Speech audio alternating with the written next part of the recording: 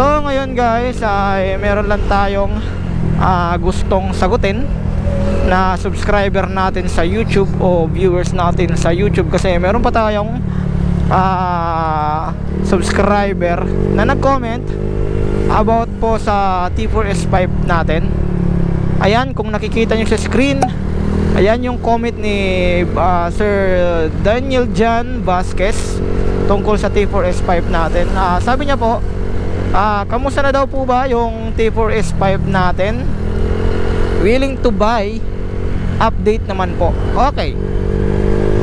Kung about naman po sa T4S5 natin na Boss Daniel Jan Vasquez, unang-una, syempre, yung T4S5 natin na boss is magto 2 years na siya ngayong December 21, 2026.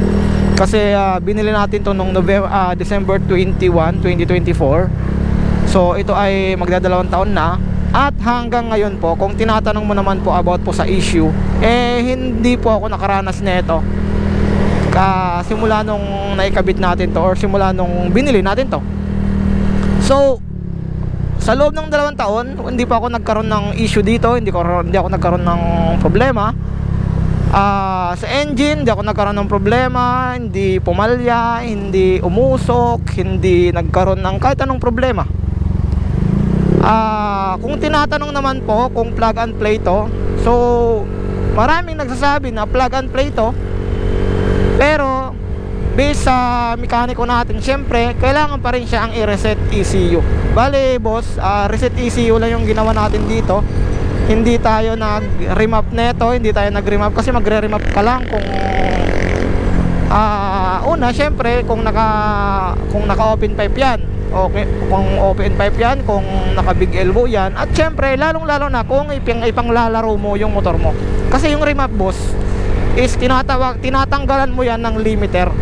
Magre-remap ka lang pag meron kang ikakabit na pipe, pag magda-drag race ka, kung kargado yung motor mo, kung maglalaro ka, kung sasalang ka sa mga drag race. In short, kung tatanggalin mo yung limiter para maganda yung performance ng motor mo gamit yung pipe mo. Okay? So kung tinatanong mo naman boss kung magkano yung pagpa-reset ECU, mura lang naman yan, depende po yan sa mekaniko mo. Yung sa akin kasi 100 pesos lang yung singil ni Roel, yung mekaniko natin. Reset ECU lang boss.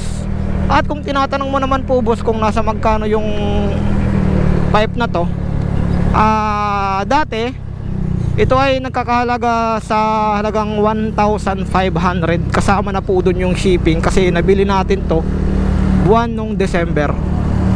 Buwan nung December natin to nabili.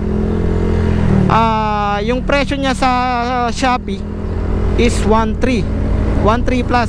So nagkaroon siya ng shipping ng 100 plus, so umabot din siya ng 1,500. Sale sale yun nung time na yun nung binili ko to. Sa ngayon, ewan ko kung may stock pa sila, kasi simula nung in-upload ko to sa Shopee, sa pag-affiliate ko, hindi ko mahanap yung item, hindi lumalabas. Nung sinilip ko sa Shopee mismo, sa store ng T4S, sold out na siya. Lalong-lalo na itong variant na may heat guard bracket, kasi dalawa po boss yung variant nito. Yung isa, yung walang bracket, yung walang heat guard bracket, yung baga plain lang siya, bilog lang.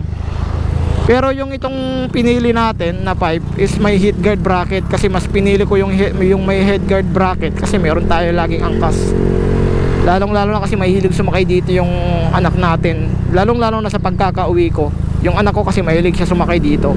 So kailangan din natin ng protection para sa ganung problema. Yung sa'yo naman boss, depende po sa'yo kung ano po yung variant mo, yung may heat guard ba o wala. Tingin ko mas mahal yung may heat guard, mas mura yung wala. Pero sabi ko nga boss, nung huling silip ko to sa Shopee, sa T4S, sa T4S shop, wala po silang available na yung itong pinagbilan natin.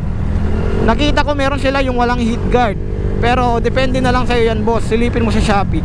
Or di kaya boss, para hindi ka mahirapan, ilalagay ko na lang boss yung description, yung link o yung product sa description ko para dumirekta ka na sa shop na pinagbilan ko.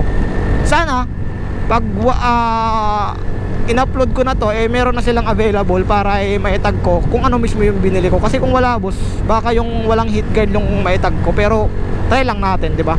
Pero based sa tanong mo, boss, ito honest talaga to, boss. Hindi ako nagkaroon ng problema dito.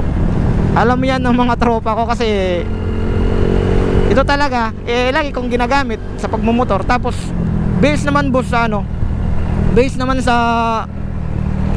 naman sa tunugan niya, maala JBT yung tunugan niya. Ayan, kung naririnig mo, lalong-lalo na pag binibira siya, ang sarap sa tenga. Hindi siya kagaya ng ibang pipe na sobrang ingay.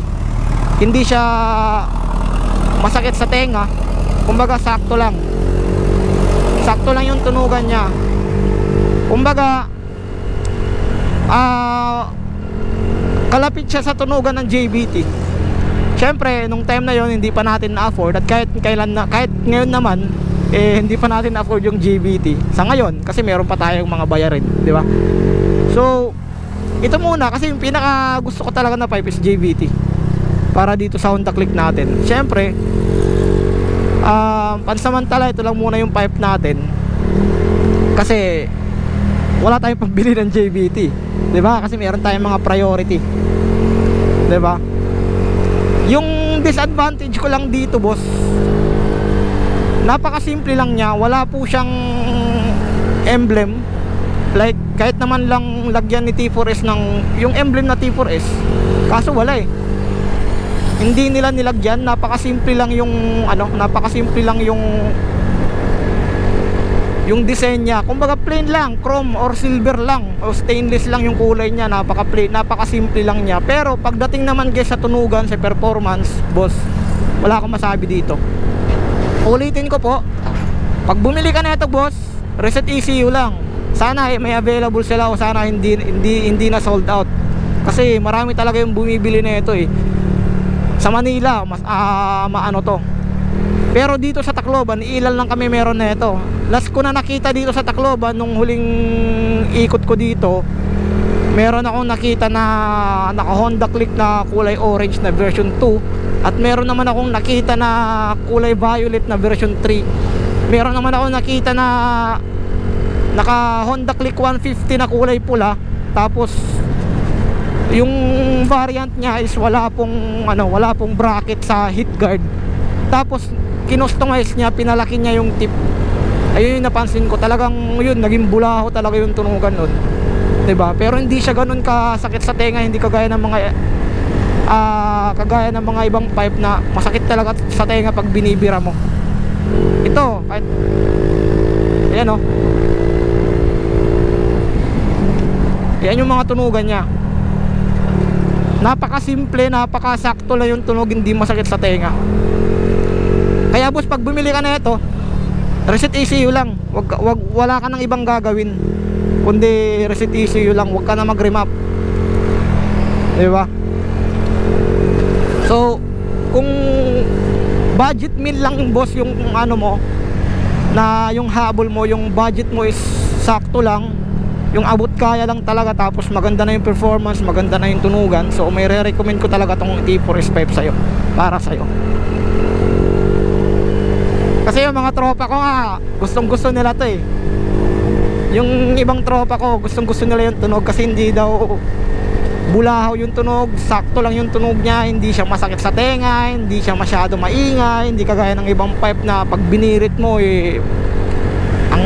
kumbaga ang kapal ng tunog, parang ganun. Ito buong buo buo, sakto lang yung tunugan niya Okay, so yun, boss, sana natulungan kita. Sana na-update ko sa'yo na maayos itong pipe natin. So kung may chance ka na bumili, try mo silipin yung yung Shopee nila, Shopee or Lazada. Meron sila sa Lazada, meron sila sa TikTok. Kasi minsan sa Shopee meron silang mga platform online na hindi nila na-update yung availability nila. For example, meron na silang available pero nauna nilang i-update yung Lazada or TikTok. Sa Shopee nakalimutan nila. So meron mga ganun. So try mo lang boss silipin yung yung ibang platform online nila like Lazada, TikTok, Shopee. Try mo lang silipin boss. Dapat di tayo bumubuntot dyan. Marami nang nadisgrasya dyan sa ganon. Okay, so yun boss, yun lang naman po yung video natin ngayon. Maraming salamat po sa inyong panonood. See you in my next vlog. And ride safe po sa ating lahat. Peace out.